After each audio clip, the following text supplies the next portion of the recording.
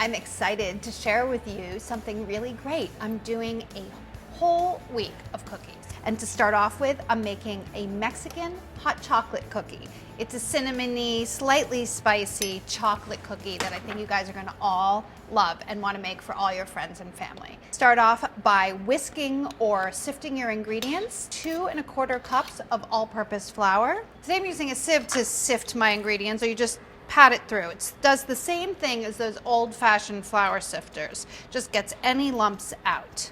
Add 1/2 cup of cocoa powder, 2 teaspoons of cream of tartar, a teaspoon of baking soda. The acidic ingredient in here that this is for is the cocoa powder, and 1/2 teaspoon of salt, coarse salt. Whisk your dry ingredients nicely. You see there's some lumps in there from the cocoa powder, which is why I'm sifting it instead of just whisking, which is what I would normally do. I like to make sure there's no little pockets of bitterness, because it would be kind of bitter if you got a pocket of that cocoa powder. In my mixer, I have 2 sticks of room temperature unsalted butter and 1.5 cups of granulated sugar. Cream it up.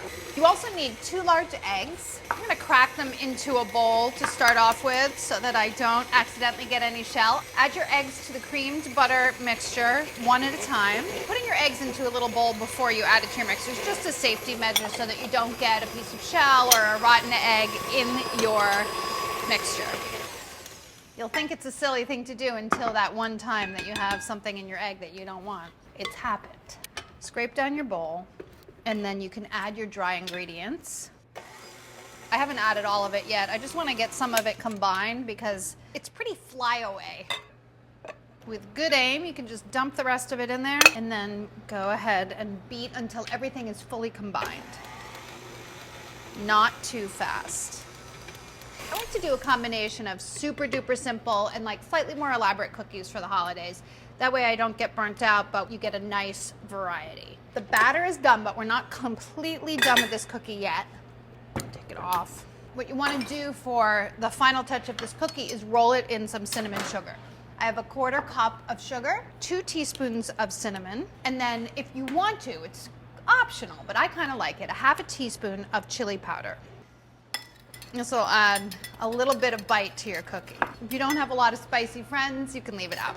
Then just scoop heaping tablespoons straight into the cinnamon sugar, or you can roll it slightly into a ball before you put it into the sugar, and then onto parchment-lined baking sheets.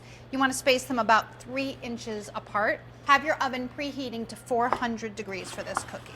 These are a great cookie because you can store them at room temperature for up to a week, but if you wanted to make them ahead and freeze them, that would be fantastic, and then you can take them out when you're ready to serve them. Bake them until they've spread and cracked a little bit on top. That'll take about 10 minutes.